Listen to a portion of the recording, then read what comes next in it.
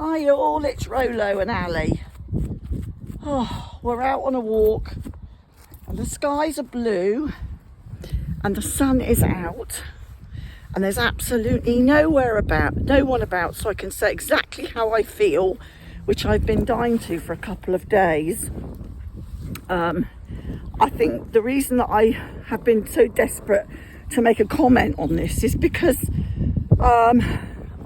I was one of those people who was assaulted as a child by somebody who was old enough to know better.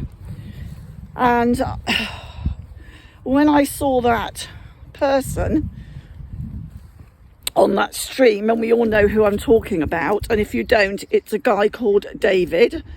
I don't know his second name.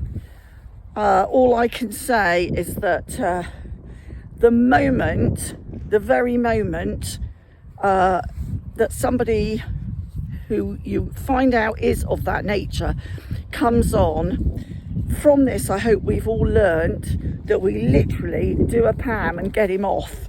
Because for me, while I was getting on with things that had to be got on with, and even though it was I was watching it on a record and I didn't realise that was what had happened, because I didn't hear that that's what happened, but I just happened to catch it in the following day. And quite honestly, I was very surprised at the strength of feelings that even at 58, although it happened quite a lot to me by the same guy, by the age of 58, I sort of felt that I should have got over it somewhat. And I have got over it somewhat, but I still got to live with those feelings. And I was surprised at the intensity, shall I say, of my feelings that came up. So I guess that even with all the counselling that goes on, I guess you're probably in your soul damaged forever. That doesn't make you a sad or unhappy person or a victim. That doesn't make you any of those things. It just says that it affects your life, really. Right, now the next topic I want to discuss is something I've literally just seen in this, it's a football pitch and they've got cricket over that side. They have little tiny gaps. I'm going to see if I can see one. Here we are. There's a little tiny gap over there. Excuse my eyes running. It's freezing and I can't stop my eyes running. I'm going to go through one of these tiny gaps, I think. Well, I'll go to this one, you'll be able to see. Now, these tiny gaps are fine. Individuals can get through them just. But I've just seen, hang on a minute, this is the size of the normal gap, okay? And they really are small. I mean, if you were a very large person, you wouldn't be able to get through that. No way, Jose. Rolo, we'll go to the other one, mate. Come on. So we'll cut across the fields. Anyway, two teenage boys, well-rounded teenage boys, I must say, were trying to, there's a locked gate over there, and there's a tiniest bit of room between the gate post and the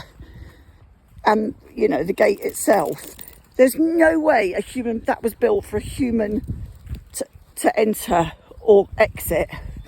But these two lads, they were determined to. And the first lad that tried to get through was the smaller of the two lads.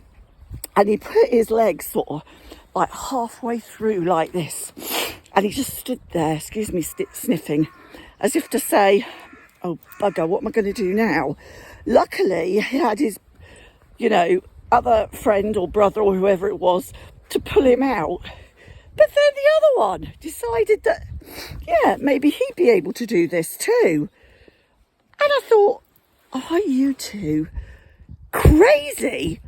I mean, here we are. I said, there's an entrance down there. I said to them, lads, I think it'd be a little bit easier. I said, you don't want to have to get the fire brigade out on a Sunday. And they sort of muttered something and, oh, yeah, Mrs. yeah, sort of thing. But I thought that's just typical, isn't it? I mean, talk about dopey. grumpy as anything. Good grief. Oh dear, excuse me sniffing. Again, I can't get warm today. I decided I'd start a cut down. I'm not saying the word diet, but I'm going to try and cut down. Well, that went quite well until about, I don't know, 3 o'clock. And then I'm afraid the cut down didn't stay cut down. I was so cold. Any excuse to eat. But do you know, it mentally makes me feel ill when I think I've got to restrict food from myself. It does me no good at all. Anyway, I'm going to love you and leave you. Those are the two main things. Obviously, the second one has only just happened. There are other things. Actually, there are a couple of other things on YouTube that are bothering me a bit. Sometimes the questions that people ask people are things I wouldn't even dream of asking people in real life, even best friends. I might even think, hang on a minute, I might know everything about your husband and your friends and everything else, but is that really a question I'd ask you? Like, have you had it up the bum?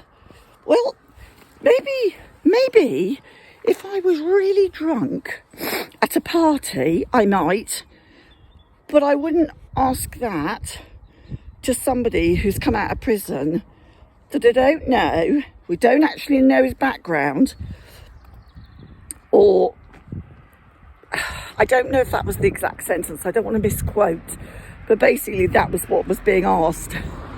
And it's not just on that one. I've seen it a lot. People asking things that I can't believe. I don't know whether I'm a little bit, what's the word? I want to say naive. I don't think I am naive. I think the problem is I just didn't know people spoke to each other like this. So I'm still on a learning curve. It's not a very sharp learning curve, I have to say. Maybe I'm not the sharpest tool in the box, you know. Anyway, I'm going to love you and leave you, but those were my thoughts for the day. Take care. Take care. Bye.